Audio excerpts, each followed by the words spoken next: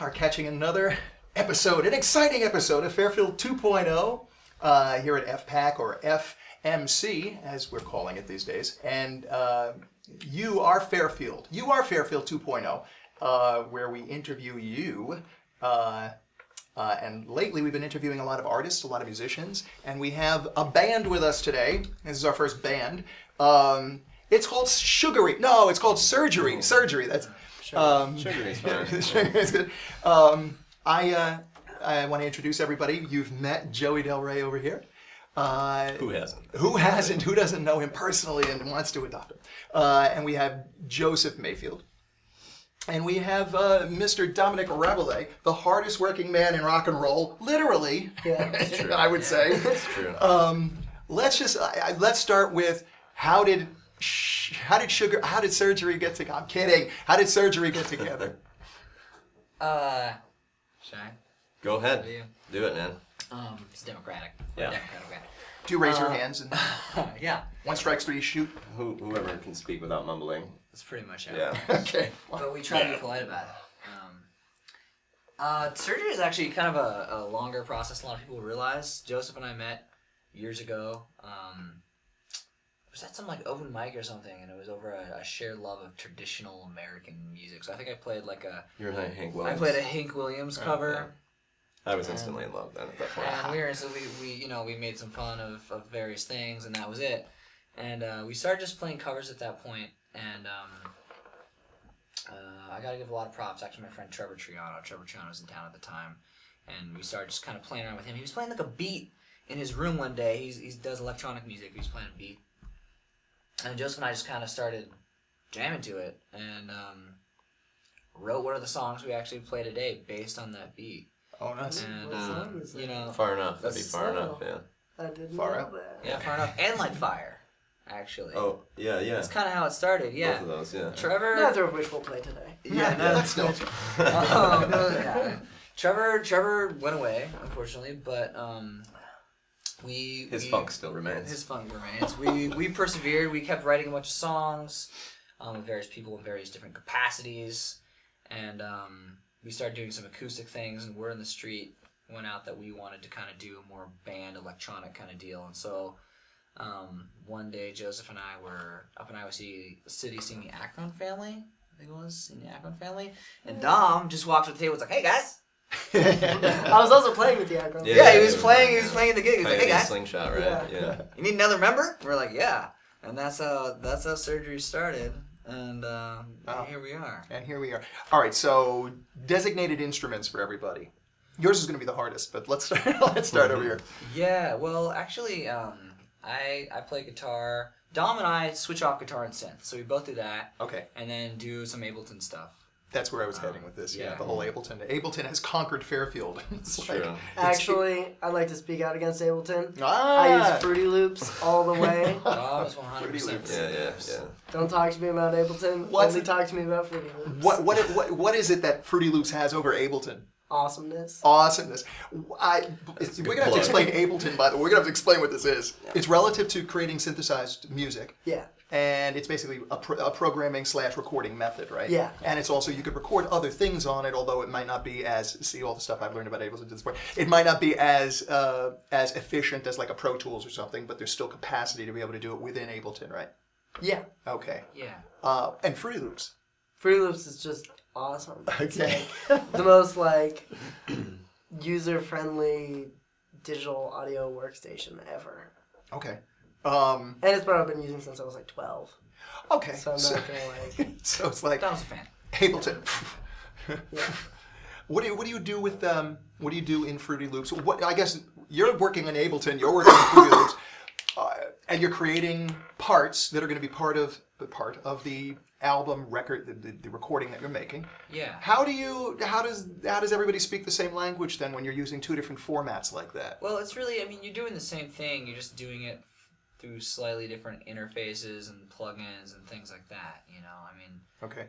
You're really just digitally synthesizing sound and arranging it. Okay. And so it doesn't really matter. I mean, generally I'd say it doesn't really matter which one you make it on. You know, just what you like to use. You're basically doing the same stuff.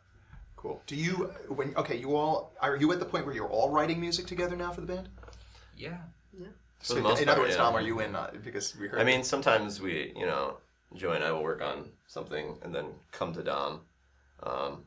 But after the interview, actually, Dom and I have plans to just work on something together. So cool. Yeah.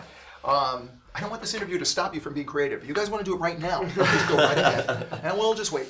Are you in the process of making an album right now, or are you in the process of, just making a collection of recordings? What are you doing? Yeah, we're in the process of getting together as much recorded stuff as we can, and whatever that turns out being in the end. We had a good friend that was on the music residency in Fairfield this month come in named Jeremy. Avra, and he helped us record a bunch of stuff. DJ this, that. DJ this, that, and the other is what he prefers to be. Okay. Sorry, Jeremy. He's the man. He helped us record a bunch of stuff.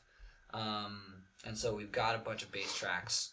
We're just doing the final touches on vocals and some other things. And hopefully by the end of it we'll have an EP at the least. At the least, but you say a bunch of things, meaning what? What kind of quantity are we talking about here? In other words, you listen. How many songs we have now? I don't know. I mean, if we were to play everything in this set, it would be, close to an hour and a half. Yeah, well over an hour for sure. So we're looking at a double disc at this point. Yeah. Well, yeah, we kind of pick and choose. But it's about like 4 songs. But it's a double disc EP, right? so 4 long. songs, but they're really long songs. Yeah, right? By the way, who are some of your favorite bands? We never really had that discussion. Definitely like influences. Nick Cave. Nick Cave.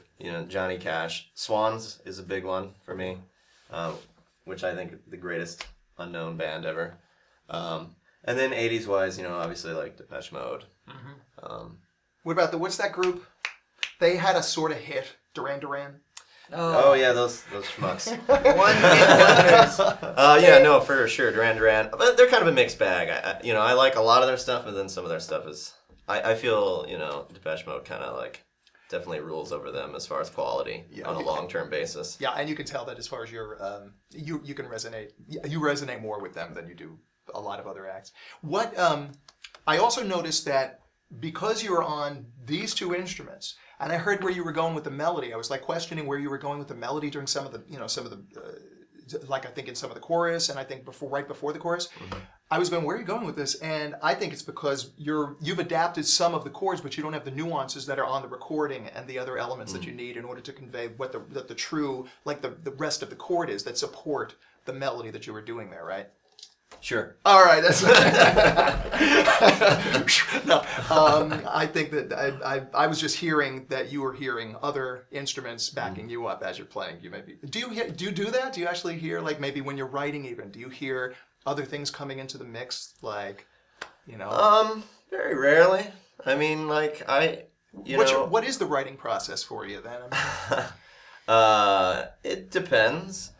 Sometimes it's a very personal and violent experience, to be honest. Like violence, like internally? Emotionally and can be physically, I mean, that is my creative process in general, for all of my art. And a lot of the lyrics comes from personal experience of that nature. So it's to tap into that, and sometimes that expresses an emotion to that. Sometimes I just drink a cup of coffee and it just comes out. Great. You never really know. So this is like so theoretically. Elton John album. So theoretically, after this show, you're going to beat up each other a little bit, and then you're just like, man, this is going to be a great song. Yeah. No, They're gonna complain. Yeah, they're gonna cry about it a little bit. Yeah. They'll do it. That's the reality, but yeah. experience might be different. What did your history? You are not from Fairfield. I'm not. No, not by any means. But you do live in Fairfield. The show being Fairfield 2.0. 2.0. You are here Next level as part of Fairfield, right? First of all, where are you from originally? I was born in Elkhart, Indiana, and lived in the southern Michigan, northern Indiana, Michiana, as the kids like to call it back there. Super cool name. For quite a period of time. It's a very intense working class area. Not a lot of freedom for artistic expression, and very kind of stifling, aggressive, angry area. Angry area. Yeah. How long did you live there? I've lived there off and on most of my life. My family's there, so I've traveled around the country and lived in various cities, in LA and Chicago, Nice. Seattle. But I always, come back there. What brought you to Fairfield? A dare? Alternative experiences. I mean, the philosophy behind a lot of stuff in Fairfield was kind of contradictive to my own personal philosophy over the years. And I like to challenge myself, and so I thought that I would come to the school here, because it would be the last place I would go. I like to push myself. Right. And I fell in love with the town and the artists here and the creativity, and it's just amazing. How did you land here? What was your first? How did you find out about it? David Lynch. Oh. Yeah. Oh, because David Lynch had associated, you thought, I got to check that out? His expression about the meditation, that's what attracted me first. It was like, all right, let's learn some meditation, see what that's like. Yeah. And then I discovered the school and was like, Yeah. And Dominic, that's what brought you here too, right? From heaven. Dom being a true Fairfieldian from birth, you're probably like a dome baby, aren't you? I don't know what that means. That means your mom probably, when she was pregnant, she used to go to the dome and all that? Probably. All right. You dumb baby, you. The dome babies. So you grew up here. I want to ask you, looking at Fairfield from when you were a kid, and I mean, this being Fairfield 2.0, let's talk a little about Fairfield. How do you relate to the town now? I mean, you like I said, you are the hardest working man in rock and roll. I don't even know bands that have record deals, etc., that are working as hard as you. And we're gonna get into that, especially when we have a show with you and your brother Phil Rabelais. But let's get a little into that in a moment. But first, my initial blabbering question, which is, you're looking at how you grew up here, and what are the major changes that have happened? Well, I think like part of it is just everyone just like works really hard and is like really excited. Like there's no like, well, no, I mean personally, that's the thing. Is like it's intentionally, obviously, surround myself with other people who work really hard and stuff like that. But I don't know, it's just like everyone's doing stuff, it's like, but I feel like maybe before it was like people just kind of like hung out or something, I don't know, but now everyone's like, I want to do this project, I want to do this thing, I'm going to make this awesome video, I'm going to write a play, I'm going to like start something awesome, and I feel like what's the difference like before and now is just like people realize that like they can do anything they want, like this is Fairfield, like super cheap, super easy to just somehow just live, and and it's like there's no like like if we wanted to start a venue like in it's like I played at venues in New York where they had to hire an off-duty cop to be a security guard at like an illegal bar. Like we don't. Funny how that works. And that's how they had the show, and like we don't have to do that whatsoever. Like we can just have shows in anywhere. You don't need a security guard for your illegal shows. Yeah, exactly. Here in Fairfield. Exactly. No, actually, speaking of shows, you've been a repeat offender in a good way over at Beauty Shop. Beauty Shop has had every almost iteration that you've come up with as far as you and bands and you as an act and all that. Well, I mean, me and my brother like started the Beauty Shop, so we. Your brother being shows. Phil Rabelais? Yeah. Okay. Exactly. Hashtag Phil Rabelais. Room for Phil Rabelais. But yeah, I mean, like we started because there was like nowhere that like we could have shows and stuff like that. Like the only, I mean, I don't want to like, never mind. I'm not gonna just like name names and be like, we couldn't have shows here. It was lame. Right. But like, the good news is that the Beauty Shop is we've already discussed the Beauty Shop, and I think one, maybe possibly two. Hey, Jason, the cameraman, how you doing today? Pretty good. All right, we've discussed it a few times, actually, haven't we, by this point? Yep. And how great it is as like a cultural center, a community. It's a community, really, more than just a performance hall or a coffee house. Mm-hmm. You've created, it's not like, oh, the place has a good vibe. It's like this combination of clubhouse meets, like you said earlier, we're going to get all our projects done. Yeah. And that's the meeting place. You go in there, and people are sitting at tables, and they're They could be writing songs. They could be like Lane, working on the internet, designing the website. Just making the internet better. Just making the internet just better. Working on the internet, repairing the internet. I gotta fix this, man. I gotta fix this. And then you have people sitting down writing screenplays and scripts and stuff like that. That is a really pretty amazing institution that you've started over there. And also then the overlap here is St. Mary's. Mm-hmm. Castle Grayskull. Okay, go into the story.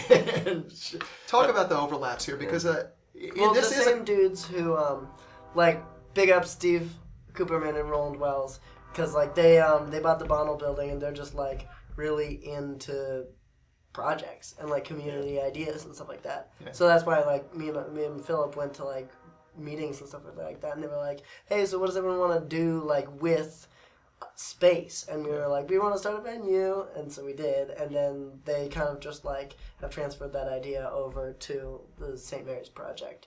It's just it's more Bono project property, basically. But you guys live there. We have the ceramics. We have Chris, who is Captain Ceramics, a ceramicist. I think we came up with that was the word. Captain Ceramics. He was here with all of his musical instruments that really were impressive. It was an amazing thing, and you guys are just the level of creativity. I'm boring you, aren't I? The level of creativity is just on that note. Well, I'm gonna go. See you guys. Shall we take care? Chris and I actually are from the same area. We grew up together. And I brought him here because I wanted him to be a part, of this community. He was looking for something else to be. He wasn't getting that sense of community where he was before. Yeah. There's just on a typical day, there's Chris down in his place doing ceramics. There's at least 2 or 3 bands practicing or working on recordings. Yeah. We got an animation studio. Paul Moorhead's up there working on animation. Who knows what other things? Diabolical art. And I think Earl's there. Earl Stimson's there. Yeah, is there now. It's really pretty amazing how, and you even have culinary things going over there too. Not too much yet. We're trying to get that going. Yeah. So hopefully someone wants to take control of that. So I thought someone's girlfriend was going to be doing that. I don't know. Okay. Cooks. They're just unreliable. Do you? Can we get into another musical moment? Yeah. All right. You guys. Oh, you mean play a song? Oh yeah, we can. Well, Joey just laughed. Yeah. All right. Okay. It's kind of key. No. All right. All right. So, I want to know what is the best. You're looking at all of the musicians that are in town because you grew up with half of them, and you're looking at what the beauty shop sort of supplies. But it doesn't encompass everything. It doesn't encompass let's say the old school musicians that are in Fairfield. And yet on the other hand, there are a lot of projects. There are a lot of concerts and things where everybody merged to productions for instance, the Springsteen concert. Yeah. That was old and new school. There doesn't seem to be, even though the younger people in town do gravitate more towards each other, of course, because they're young people with the similar interests. There doesn't seem to be really a line drawn between old school and new school here. It does seem like the artists in town have done a good job working with each other. Yeah. For instance, what was your impression? What was your impression of the Springsteen concert, which didn't start in your world? It started in Jimmy Moore's and Frank's world. Yeah. What was your experience of that? Oh, it was great. I mean, in some ways, we're all huge Springsteen fans. Yeah. Dom was listening to, what track was it? Racing the Streets and Racing the Streets 78, just on repeat. Those 2 songs. The other night. I listened to each one 30 So, times. when we heard that they were doing that, we were like, well, we definitely got to get on board on this, because, we dig. What do you do? Well, with Springsteen in particular, what is the thing that drew you most? Is it for me, his lyrics. Stories? Okay. I think he's a phenomenal lyricist. And I have mixed feelings about Springsteen. Some of his stuff I just think is incredible, and some of his stuff I'm not the biggest fan of the E Street Band. I think some of it's a little too hokey, the backing style. I like his solo, when he's So you dig Nebraska? Oh, I love Nebraska. I think it's phenomenal. I think it's one of the darkest albums that's ever made. Sure. Darkness on the Edge of Town, I thought, was one of the darkest albums in a way. Although even though it had a lot of commercial elements. To it. Yeah, it was E Street. Yeah. But But I think the E Street compared to non-E Street, like Bruce Springsteen without the E Street band, modern production style is a little hard to palate sometimes. okay, well, we got a little. Yeah, this is cool. I think that my feeling, I draw the line a little differently. I draw it from everything before Born to Run, and then everything after Born to Run. Yeah. I think the band was starting to refocus. It had started with a certain like West Side Story meets Van Morrison meets, well, quite frankly, Southside Johnny. It seemed to be taking on elements of music that was out there already. Although he was a great frontman and his lyrics were phenomenal. Well, apparently he wrote like everything in like Born to Run. He was like, all right, now you play this, then you do this, and then you have to play it like this. So it was all in his head, all the arrangements and stuff. But He was telling then musicians Darkness what on to the Edge do. of Town was where he started letting other people write their own parts and stuff like that. You know the history now of Darkness, right? Yeah, because It's I watched really that documentary. phenomenal. Isn't that great? The interesting thing is that The Promise, that eventually did come out, The Promise would have been an interesting album. Yeah, it was awesome. It was awesome. The version but- of Racing in the Streets in The Promise is like ungodly good. Yeah. What I liked best about now we're talking about Bruce Springsteen. The best thing for me of all of that was it seems that the Promise album had more in common with The River, you know, as far as when they were doing Cadillac Ranch and things like that. That's Cadillac Ranch. Yeah, was that from that album? Yeah. So. Yeah. I'm thinking Pink Cadillac too. It's like all these car songs. I get them mixed up with Brucey. But the whole, it seemed like that album. It seemed like The River was a companion to that album, and that the Darkness album, Darkness on the Edge of Town album, was more like it was almost the break, and it had more in common with. Candy's Room and things like that. The vibes that were coming out. On It's that like had it's more in like common with very, like- Nebraska in a lot of ways. It was almost a precursor to that. So it's like the album skipping was kind of funny and how that worked. It's like Darkness on the Edge of Town is such like a spatially dark. Like when you listen to it, you feel like you're in a dark space. Yeah. Whereas like The Promise doesn't have that same feeling. Like when you listen to Darkness on the Edge of Town, you feel like you're like surrounded, like you are in some space and there's darkness on all around you. That's a good observation. I think you're right. I think It's like I very like agree. an image-based album. You know? That's true. And that's just like the way it's mixed and the way it's produced and stuff like that. Whereas like The River's like such like when did The River come out? Like Was that 78? but it's like very much an album. Like you can hear the fact that it was mixed in 1978. you Yeah, know? but you could hear the Promise. When they eventually mixed that, which was what, a couple of years, well, Yeah. last year or whatever. When they did that, it seemed like that had a lot in common with The River, and the songs had more in common with The River. The approach. So it seems like they were going down that path, and as we know, Bruce pulled the plug on that. It was like, no, I can't have this album the way it is, basically. And then they went in and they redid it, searching for a darker, a deeper sort of approach. And maybe it had to do with them living together and doing that, basically spending all that time together, and the intensity and drama sort of that comes out of just, you saw, like I said, in the documentary, they revealed some of the stuff that was going on behind the scenes. And it's great that they were a family, the E Street Band and Bruce are enough of a family so they could deal with each other's garbage during that process and hang in there, knowing that this is the process of art. That was the best thing about that album, and that's a story that hadn't really been fully explored. I mean, the Bruce heads really knew it thoroughly, but we didn't. When you're looking at Bruce Springsteen songs, and this is my last Bruce Springsteen thing, I promise. But when you're looking at songs that he's writing now and looking at songs that he wrote way back when,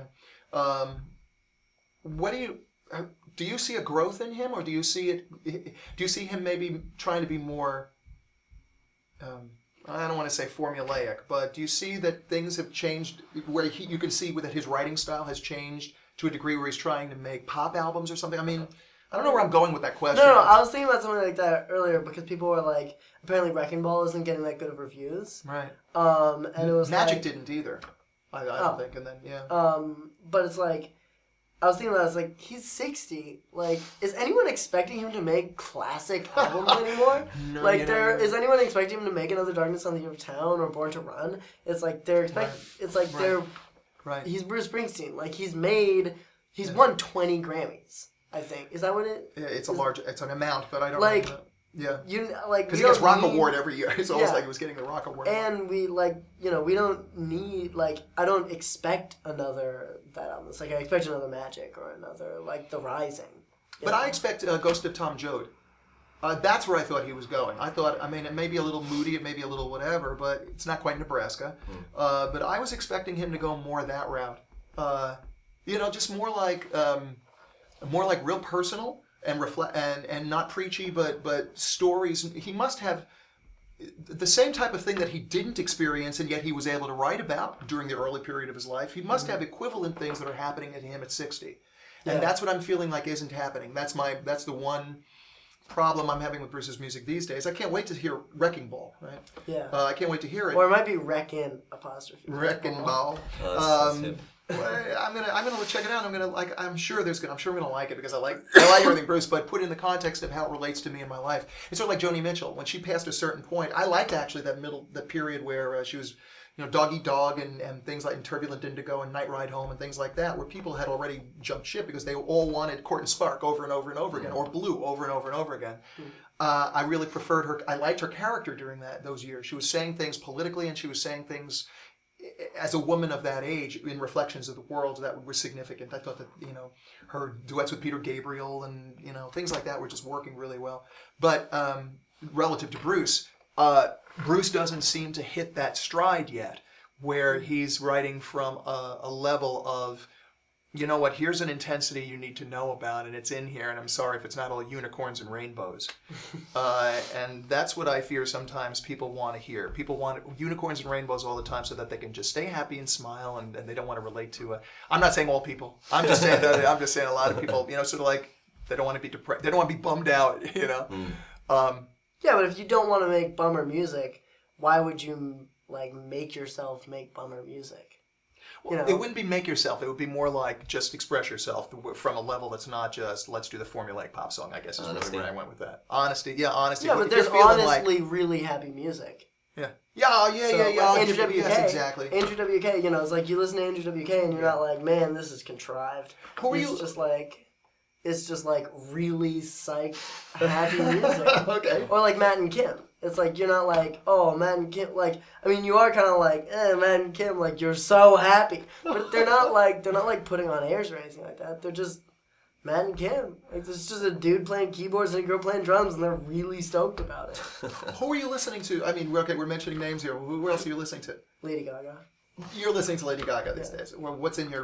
What song is in your head right now if you were to think of a Lady Gaga song? Judas. Oh, cool. Okay. What about locally? Are there any acts in town where you look at them and you go, wow, I want to be, if I weren't my act, I'd want to be that act? You know what song is the best song ever? Is Nate Hedrick's song on Bedrooms and Basements. Yeah, it's really good. That song is so ridiculously good. We're going to have Josie here. You should just be like, Josie, step aside. Nate, play her song. Also, it was awesome in Josie's music video how Nate appears in that naked. That was awesome. It went all over you. Yeah, I was sort of like, oh, okay. Well, we saw your brother running around in his underwear in your video. What is that? What is that video? What video? What video? Oh, what do you mean? When I met you don't have any videos. Not at all. That he never said that. That will be released when the album's done. Okay. We're gonna shoot a couple more too. I was there when he was filming it. He was like, okay. I was like, good job, and I'm like, oh wait, I'm hugging a man in his underwear. Okay, got it back on. Stop up. But the cool thing about I have to say, and surgery. We're talking about surgery. By the way, Joey had to go. Joey warned us before that he was going to he's going to go away. But Mr. Joseph Mayfield, Mr. Dominic Rabelais, of two-thirds of surgery. We got your story as far as some childhood, but I want to know about your where you come from creatively. I have no clue. I see the results. I see you running around a lot, and I'm going like, I can't keep up with this. This is amazing. You have like 3 groups going on. Yeah. You have Utopia Park. Yeah. You have Little Rockets. Little Rockets, your solo project. You have surgery, and you have other things too. Yeah. Well, I don't know. Yeah. We work with Lane. Oh yeah. Lane. I produce a bunch of beats for Lane, and Lane raps on my songs and stuff like that. There you go. How do you not? You're always in a constant state of creativity. It's madness. It's madness. You watch it and you go. Yeah. I mean, I just like feel that's what I like to do. Like, I'd rather work than not work. You know, it's like I'd rather like, I don't know. I mean, I maybe it's like part of it comes from just like needing to like work for everything that I have. You know, it's like when we were kids, it was like if I wanted to get something awesome, then my dad would be like, all right, come to work with me and we'll do electrical contracting, and then you can save up and buy it.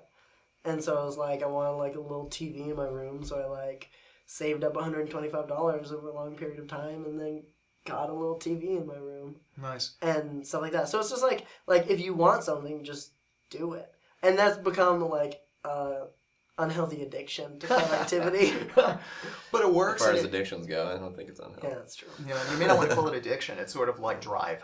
Yeah. I like that. I mean, seriously, I relate to it. I had to, I think back when you just said that, and I'm thinking back to having to work for my first stereo, and things like that. I'm like, you have to work in this world, kind of, It can be fun work, I mean, whatever, but it's sort of like you have to put in a little something. Yeah. And that's what's so awesome about, like, actually making money doing music, because it's like, whoa, not only can I do this thing, which is my favorite thing ever, but also people are giving me money to do that. Yeah. Do you find that, are people actually...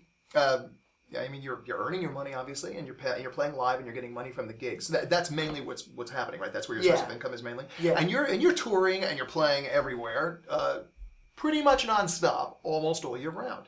And I don't mean that as far as like you're just never around. I mean like if there's a gig, you'll do a little. If there's a tour, you'll do like how many cities? Like at a clip. Well, I just got home from playing like 25 shows in 30 days or something like that. 25 shows in 30 days. The hardest working man in rock and roll, ladies and gentlemen. It could have been, we could have played more shows. Like, one show got canceled the same night as it. One show was, like, confirmed, but then when my tour mate was like, oh, okay, cool, so it's confirmed, when should we show up? The person just never responded whatsoever. Right. Some of them just got canceled last minute and stuff. And like, if possible, playing shows every night would have been awesome. But then there were times when it was just like, wow, that was awesome to not play a show and just relax at like one of the dudes that we went on tour with, we visited his grandparents in Florida, and that was like the best thing ever. Nice. To just not play a show one night and like have them buy us seafood. Oh, jeez. You're right. So it's sort of like the law of the land here, or the road rules are basically you find places of folks who you know and relatives and all that, and you're kind of like crashing with them too, and you go. Well, I mean, like that's really useful. There's a name for that. It's if you're staying at someone's house, if you're staying at one of your bandmates' parents' house, it's called parent dice. Because they'll buy you a meal and stuff like that. Or if it's your grandparents, it's grandparent dice. Nice. But then, I mean, we mainly just like stay with the person who set us up the show and stuff. If like sometimes it's probably just walking upstairs to their living room and sleeping on their couch after playing in their basement. Right. That's pretty amazing. It's a nice life when you're a musician and you're just always create. I mean, that's the lifestyle. You mentioned right, and it's nice to get money, but you're not really looking for the money. It's like you're not doing accounting when you're on. Obviously, it's. Yeah. There was a little accounting, which was fun. Okay. Because it was like, cool, we have X money. It was like we can like our band fund is X, or we've made this much on merchandise. Because we went on a tour with another band called the Terror Prison Dance Revolt, which is the only colorful shirt that I own. That's great. And because we would take all the show money and put that in one fund and spend gas on that, and then every like week or two we would just like take, when we had like an excess, we'd just take and give, like we'd keep like $150 for in like the gas chunk fund, and then like split the rest. Nice. Band for band. And you also go on tour with a group called Mumford. Yeah, Mumford. Mumfords. Fantastic band. Yeah.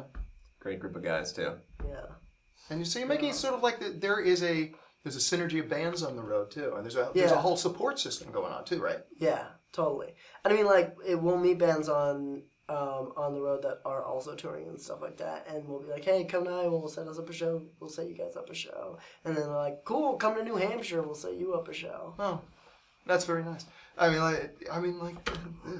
how do you stay on the road? I mean, you're the Energizer Bunny times a million, so it's like I can understand with you. But when you have a band and you're on the road and you're doing this all the time, where do you get the energy to like do the show, get in the car, go do the show, 25 shows in 30 days? You know. Eating well. Eating well, okay. Like playing Waffle House. Okay. And, I don't know. Just like I think part of it is like having a good attitude. Because like if you go into a show and you're like, oh, this is gonna be awkward, then it's like a bad show. But if you go into the show and you know everyone's like sitting down like drinking and chatting and stuff, and you're like, all right, we're here in a bunch of like costumes and strobe lights and stuff, and we're like, all right, let's blow these people's minds. Yeah, and then we do, and it's like a great time set by all. You know, so it's energizing like that. Yeah. Yeah.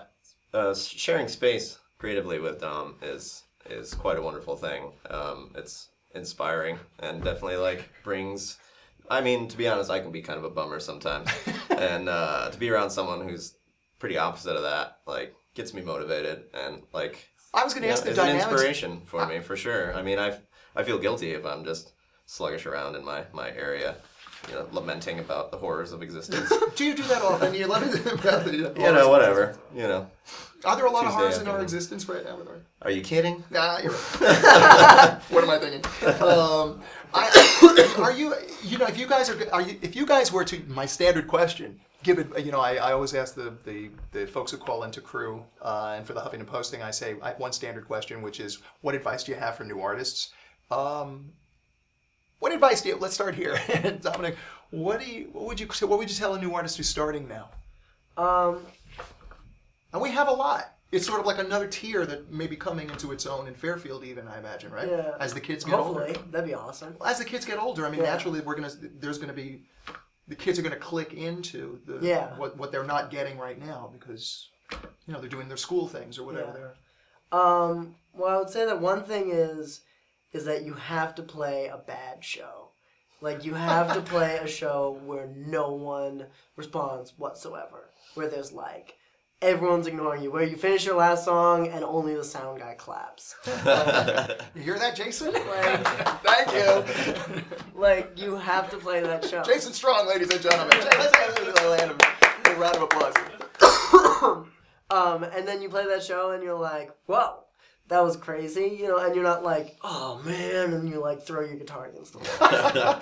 Have you had those nights? I mean, obviously you had to have if you know what you're talking about. Well, yeah, I mean, like everyone does. Like, if you're gonna be a real band, you have to experience that. And I mean, that's just like a little like funny logistical thing.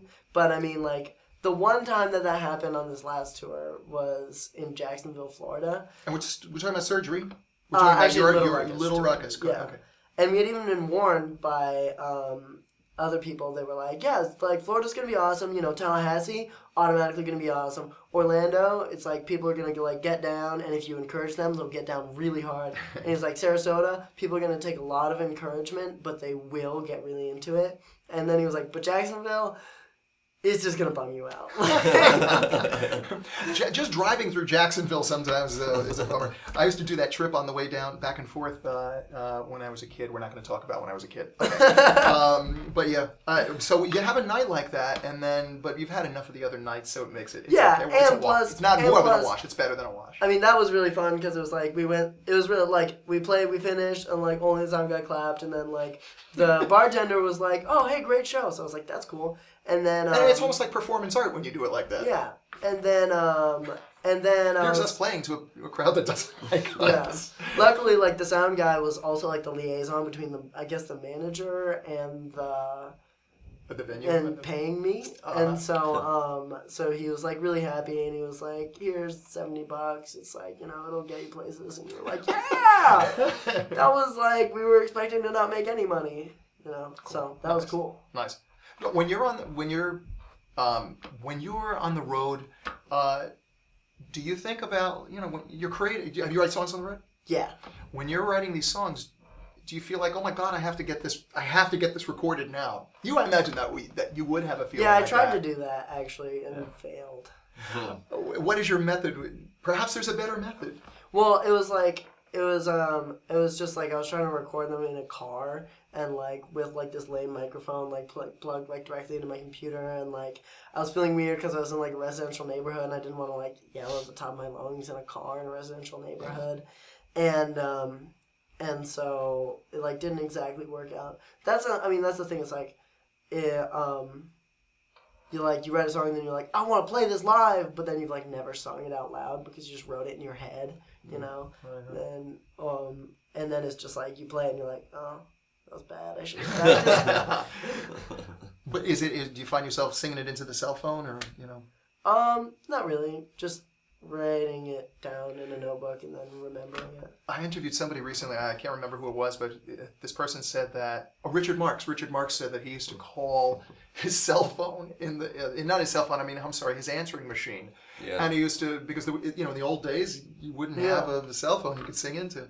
So he used to call his answering machine and leave all these messages, leave all these parts of songs, and then he would forget sometimes. And sometimes he would go into his apartment after a tour or something, and people would be with him, and then he'd play for messages, and he'd sort of forgotten. Then he'd be putting all these things on, and all of a sudden these snippets of songs are coming out to him and all his guests.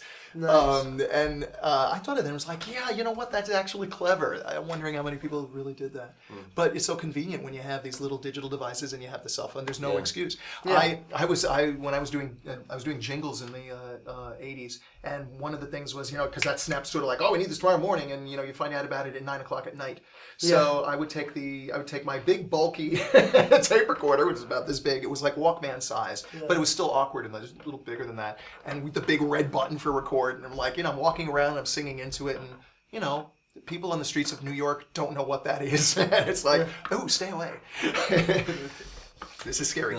And I would end up with this batch of things that we were able to do, but that was how it was done. We sort of were talking about earlier with the technology, talking about the giant cell phones from the cell phones in the 90s and late 80s. They were like this size, they're like military communications. Yeah, it's like satellite phone. Yeah, I was like, so we've come a long way. I mean, everything is so small and compact, so there's really no excuse for people to not like walk around with a device with a little thing where they can actually capture what they're thinking. Agent Coopering everything. Yeah. Nice. Twin Peaks referencing. Yeah. Nice. What's in you're staying here, aren't you? You kind of like this Fairfield place? Yeah, for sure. I mean, I could go back to the city, but, I'm still not going to get that kind of intense creativity and community that, it's just more like people with less original creativity and more, cutthroat. And so that's a main difference for you. Yeah, I mean, I like the idea of artists supporting each other, not trying to destroy each other. Oh, perfect line. That's exactly right. Yeah, the competitive nature over the years between artists has been really pretty disgusting. Yeah, people like downing each other, ditching each other and stuff like that. Whereas I don't see that. I especially don't see that here. But there are other communities like that. Sure. Nashville, it's not that. Nashville, it's my feeling is it gets a little, you're really competitive at all times. I didn't ask you the question really before, but what is your advice for new artists?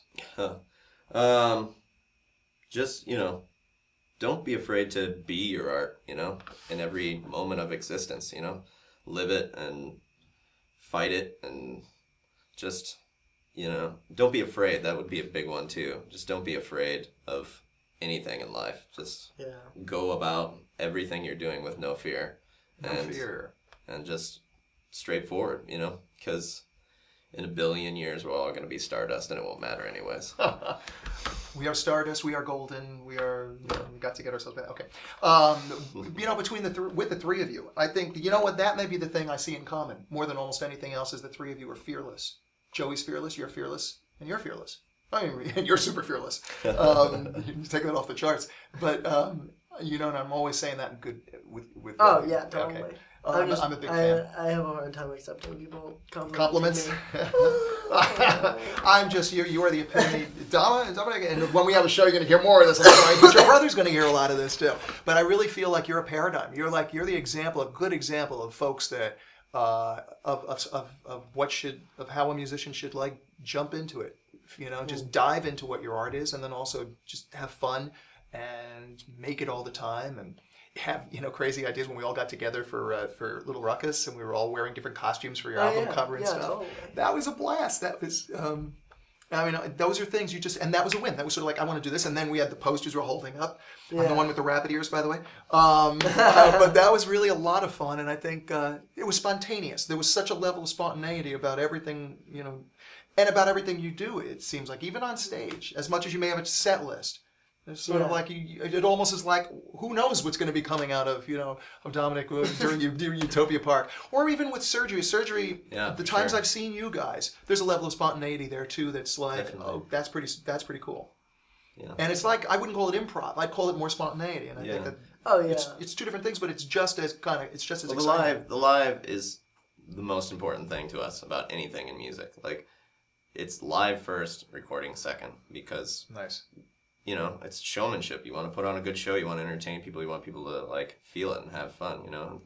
And that's just what's important to me. And that's why I really like Dom in the mix too, because he balances us out.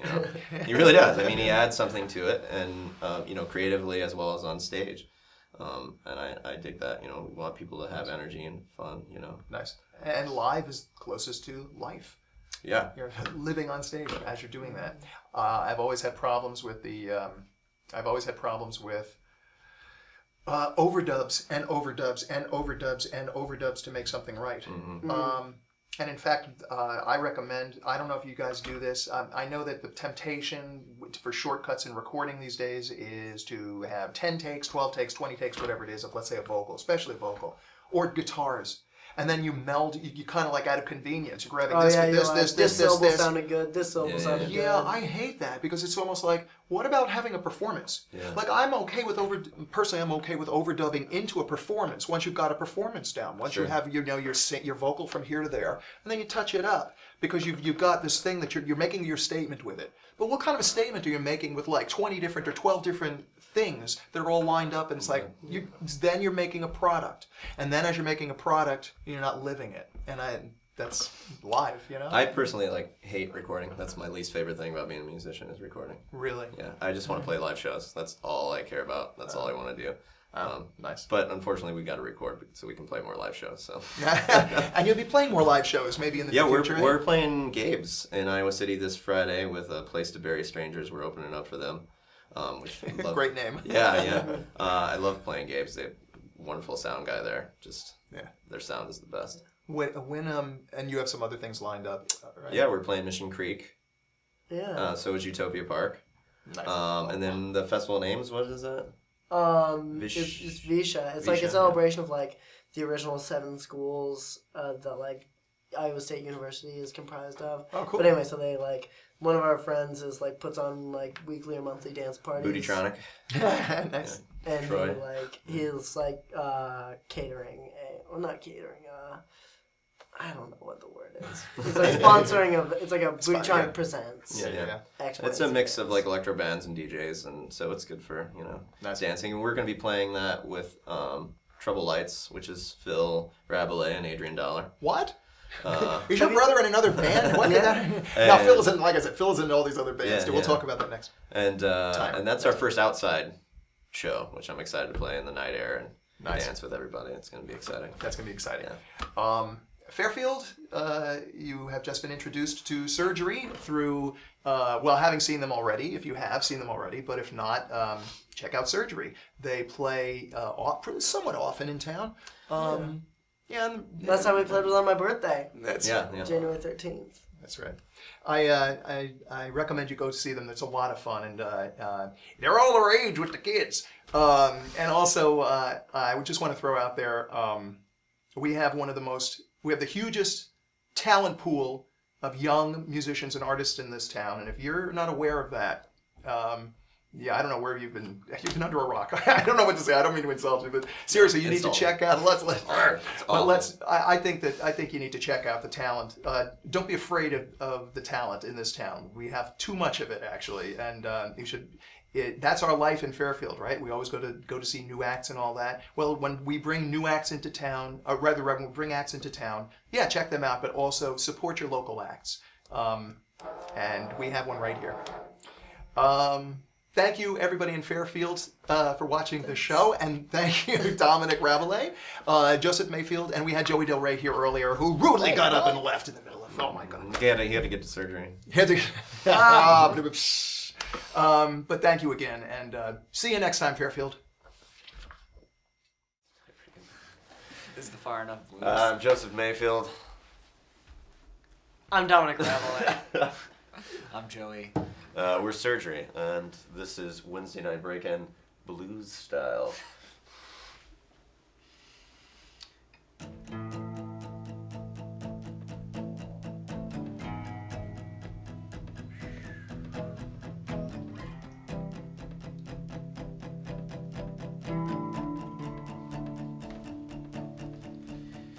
There was a taste of God from your mouth to my lips, through my heart to the dark. Wait for me. Cut my flesh, scrape my bones, burn your name deep in me. Moonlit light on a blood red sky tonight.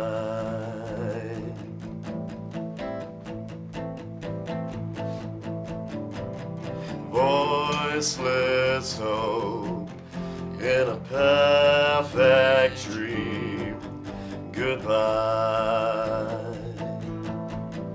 goodbye.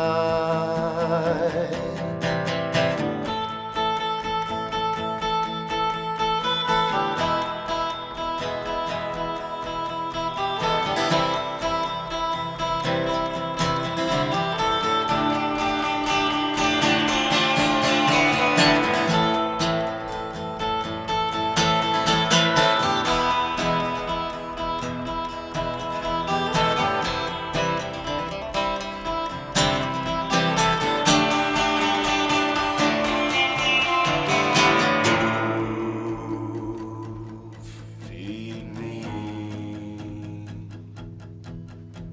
the fruit you left in the darkest parts of your heart. Glass, broken and cold,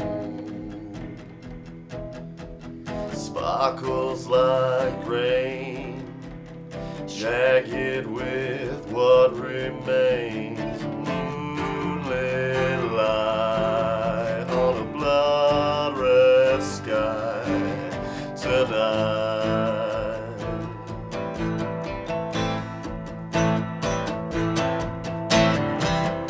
Voiceless hope in a perfect dream.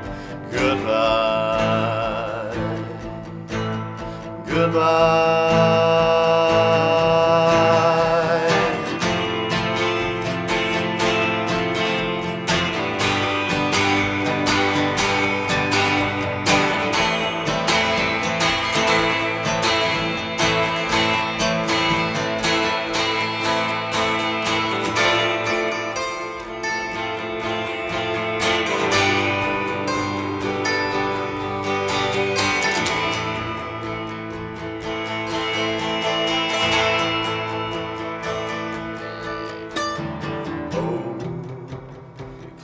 Like the smell of death opens up a wound in my life,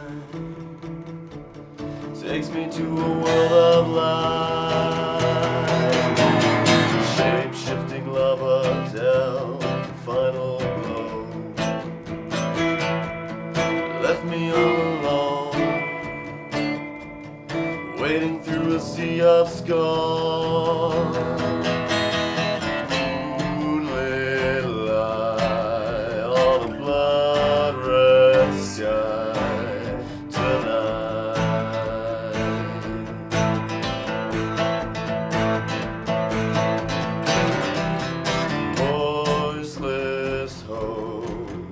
In a perfect dream.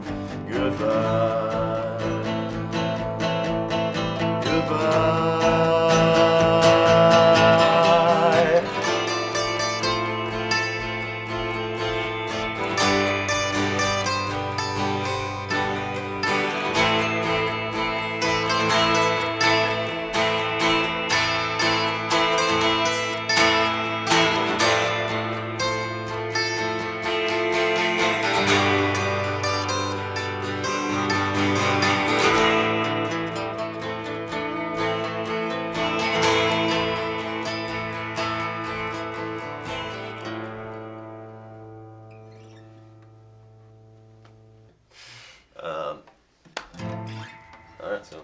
Next one. Far Enough. The Far Enough Blues. Far Enough Blues. We are Surgery, and this is Far Enough Blues. Blues.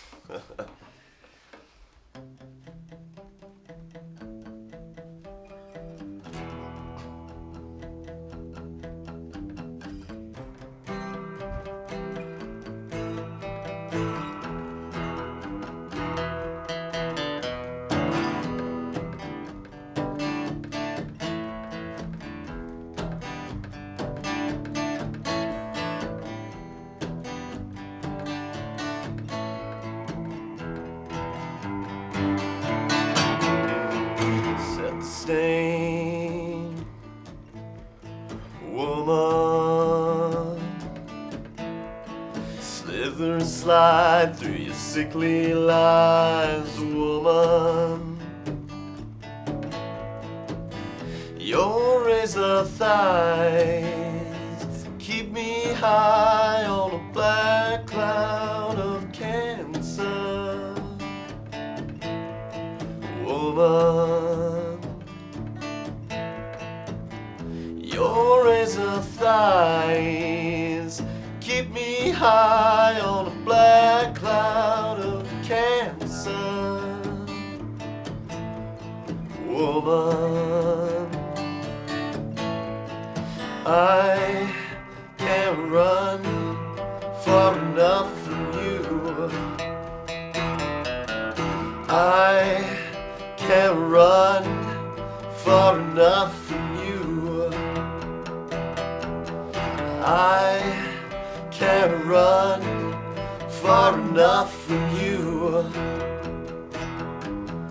I can't run far enough from you.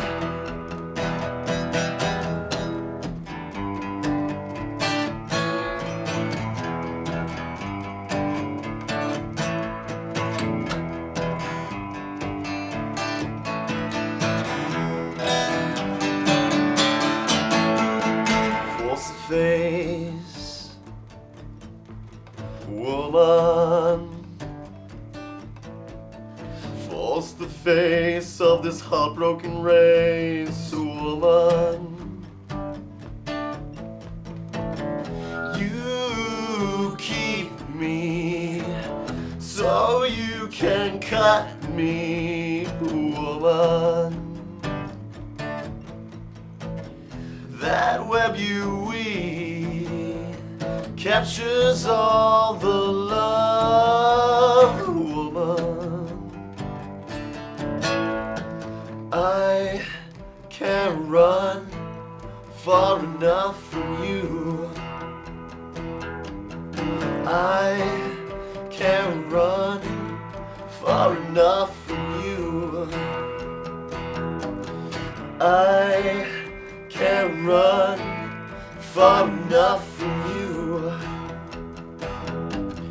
I can't run far enough from you. The scent and the heat of every word and every heartbeat, just another sinking hole. The look and the touch is everything I've ever wanted. It's the curse of a million hearts.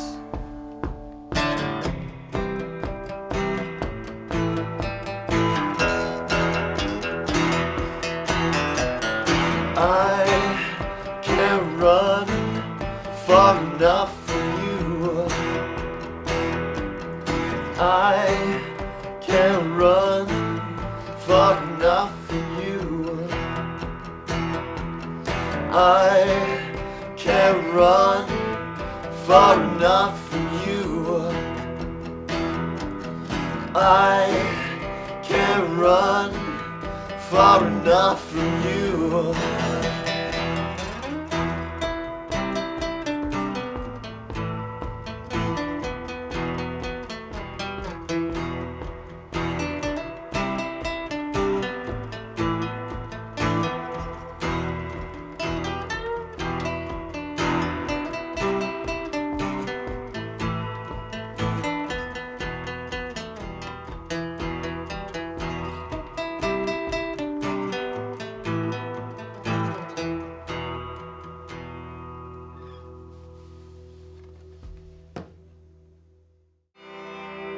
We are Surgery, and this is Corpse.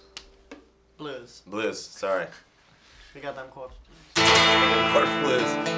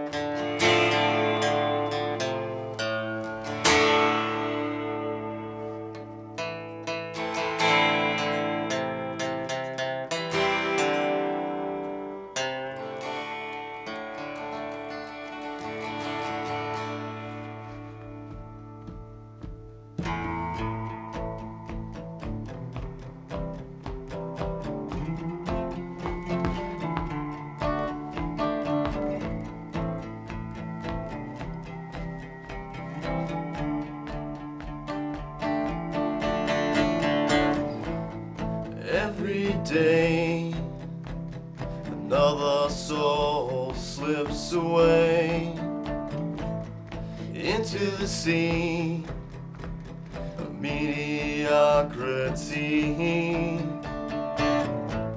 Every minute, another heart gets swallowed, taken by their neon promises.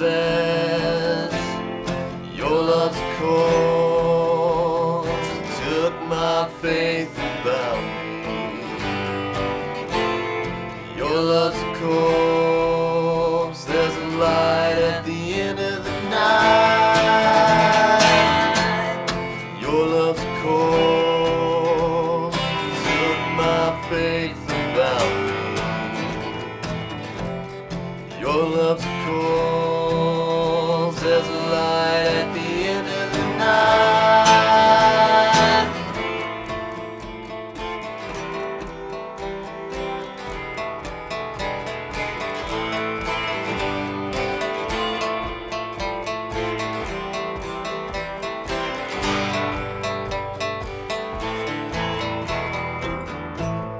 Take away the dreams of the lovers and put them in their rotten home.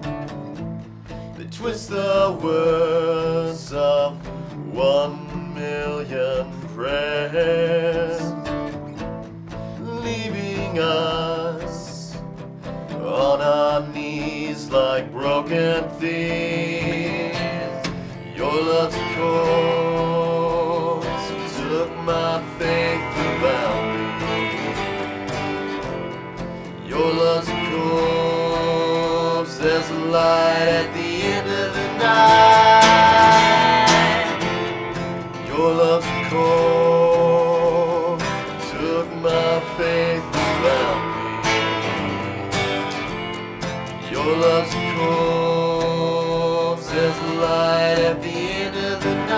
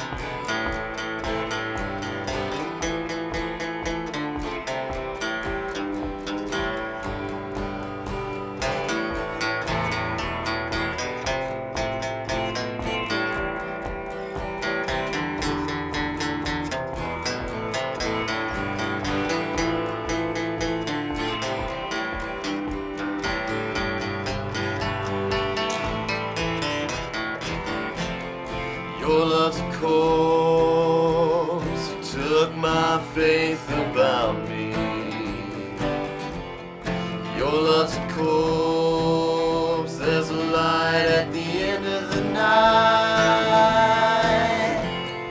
Your love's a corpse, took my faith and bound me.